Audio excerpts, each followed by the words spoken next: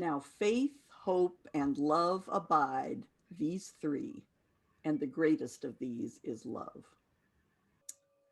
Love is a many-faceted word. In the same way that Eskimo languages have many words for snow, is it softly falling snow or wet sleety snow or light powdery snow? I mean, it matters because, you're out in it all the time. And so they distinguish carefully with different words. In that same way, English could definitely benefit for a range of words for love. Do I want to talk about how I love Rocky Road ice cream? Or do I want to talk about how hard it is to follow Jesus' injunction to love your enemies? It's the same word, but you have a feeling those are different meanings. This morning, I want to talk about what I call big love, the love that Jesus is talking about in Love Your Enemies. The many uses of the word love lead people to think of it only as an emotion, and a sweet and sentimental emotion at that, which makes a lot of sense if you're talking about Rocky Road ice cream, but it doesn't make so much sense when you're talking about loving your enemies. The love that Jesus referred to, the big love, is a force rather than an emotion. I've been very impressed over the years at how often, from different authors in very different fields, I read a conclusion of theirs that amounts essentially to the statement, love is the most powerful force in the universe. That's a very profound statement, it seems to me, but it's also very easily misunderstood. I was participating in one of Rabbi Rami's discussion groups a few months ago, and I used that line in response to a question. I said, love is the most powerful force in the universe. The rabbi himself dismissed it sort of with a bit of snark as a kumbaya moment. And I went to myself, oh, he doesn't actually understand what I mean. But the conversation had moved on, and I realized that I didn't have a succinct explanation. It's not something you can just throw out a definition of. It actually requires a little bit of thought. So I wanted to use this morning to exercise the ideas around this. What does this statement mean? Love is the most powerful force in the universe. So we're talking about big love when I say that. And I want to give you an example of big love as a force. You might remember a news item a few years ago when there was an attempted school shooting in Decatur, Georgia. A gunman with an AK-47 walked into a school, fired off a round, and then he got talked down off his state that he was in by a woman in the front office, the receptionist of the school. She kept talking to him, and she called 911, and she kept talking to him, and eventually help arrived, and he put the gun down, and nobody got hurt. That was all the more astounding as an episode because we've been through some serious and very sad school shootings in this same time frame. The woman, whose name is Antoinette Tuff, has written a book about this experience. In an interview that I saw about her book, she has this to say: I was terrified on the inside. I didn't even know I was calm until everybody kept saying that. So what I did is I went back to listen to the 911 tape to see exactly what I was saying and how calm I was. And to be honest with you, I didn't even recognize my own voice. And so I knew at that moment that it was God that guided me through that day. And later on in the interview, she says, and so for me, I didn't see color. The gunman is white and she's black. To me, I saw someone who was hurting and did not need me to judge or pass judgment on them, to show anger or be frustrated or mad at. I saw a young man in an unstable condition of mind needing me to show him love. There's that word again, right? And you can bet it wasn't the sweet, emotional, sentimental emotion of love that she's talking about. It was big love. It's the kind that looks you right in the eye and says, I see you. The person in me sees the person in you. We are connected. She let the power of big love flow through her in that moment. It's a force, like gravity is a force or magnetism is a force. You can't see it, but you can feel the effect of it. She attributed it to God, which is actually not so strange. I mean, we use the shorthand, God is love, all the time. And when we use love in that sentence, we mean the big love, this force that is something we can participate in. Richard Rohr, whom the book group has read some works of his, has this to say. When I speak of love, I am not speaking of some sentimental and weak response. I am speaking of that force which all of the great religions have seen as the supreme unifying principle of life. Love is somehow the key that unlocks the door which leads to ultimate reality. Well, when I use this phrase big love and the love that Richard Rohr is talking about, it encompasses a number of attributes, things like compassion and kindness and mercy, truth, justice. Cornel West said, justice is what love looks like in public. All of these attributes have in common a very positive direction. They are very Jesus-like attributes. But of course, as soon as we posit this basket, this collection of big love attributes, we're faced immediately with an equally big basket of not big love attributes. Hate, violence, anger, revenge, evil, and so forth.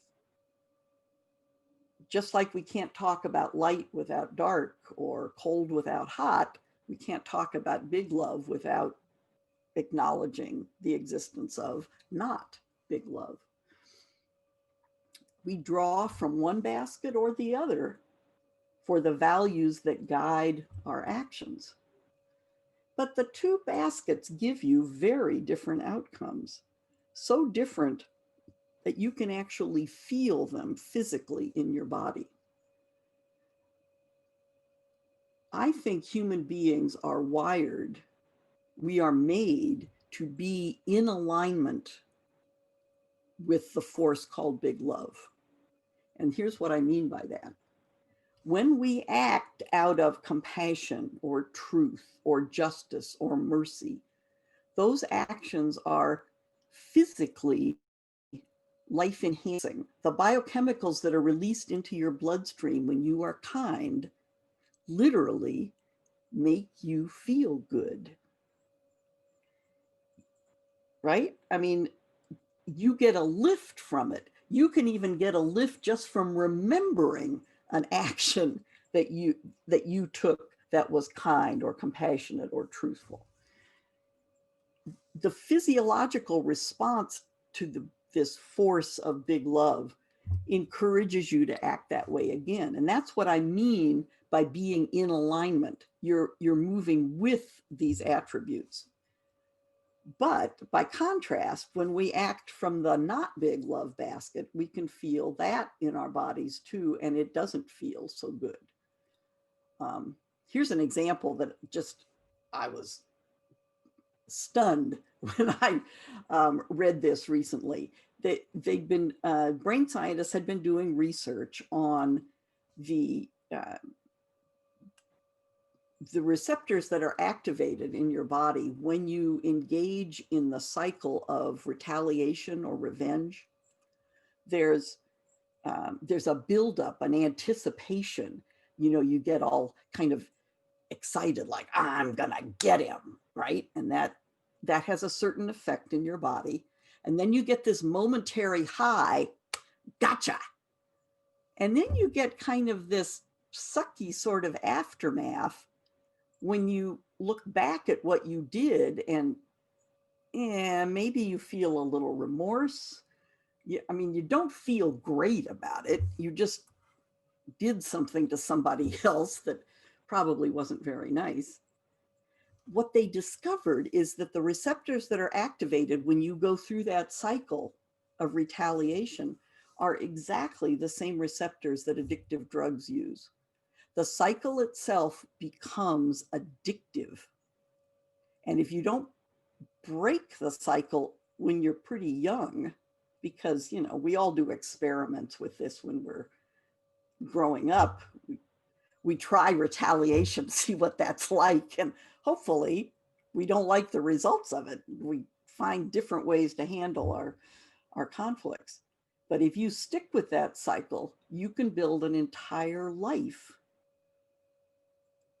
answering to this addiction. You don't know any other way to live. And unfortunately, we've seen a very public example of that in our president. That's what he does, is he retaliates. It might not even be under his control anymore. It's an interesting thought. So this difference in alignment, in how we act in the world, as I've characterized it with big love or not big love, it's very, very similar, but slightly different language to that famous quote that we've heard before from Albert Einstein, who wrote, "I think the most important question facing humanity is the universe a friendly place?" This is the first and most basic question all people must answer for themselves.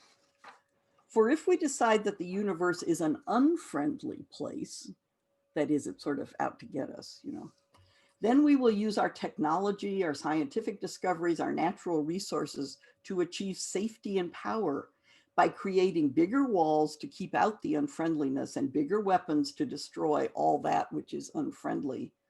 And I believe we're getting to a place where technology is powerful enough that we may either completely isolate or destroy ourselves as well in this process.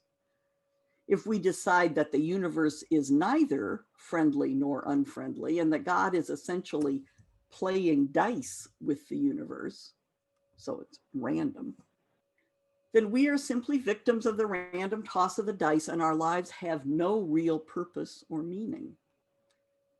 But if we decide that the universe is a friendly place, then we will use our technology, our scientific discoveries, and our natural resources to create tools and models for understanding that universe, because power and safety will come through understanding its workings and its motives. And then he ends this paragraph with the line that gets quoted out of context all the time: God does not play dice with the universe. Einstein uses the term friendly universe that is, I think, his version of what I mean by aligned with the big love. And it's where he comes out in this question of what is the natural setup. That is, we are aligned with the big love, unless we're over here trying something different. Because he definitely rejects the idea that it's neutral, that God plays dice with the universe. So in this this idea that love is the most powerful force in the universe, the challenge to us is to allow ourselves to experience it. There's a certain letting go of control that has to happen if you're gonna follow where the big force will take you.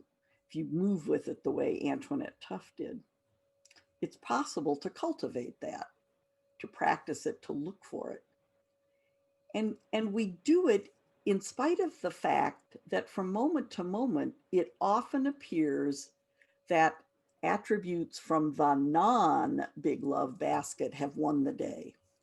I mean, it might always feels like it's stronger than right.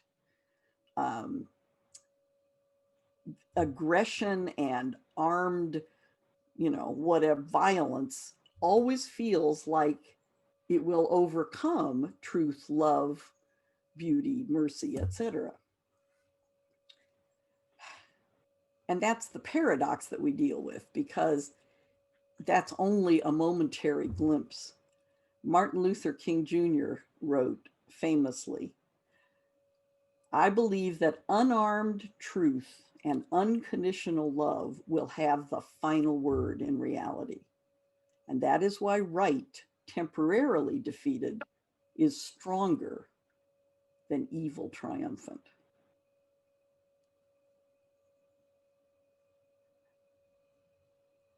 Faith, hope, and love abide, these three, and the greatest of these is love.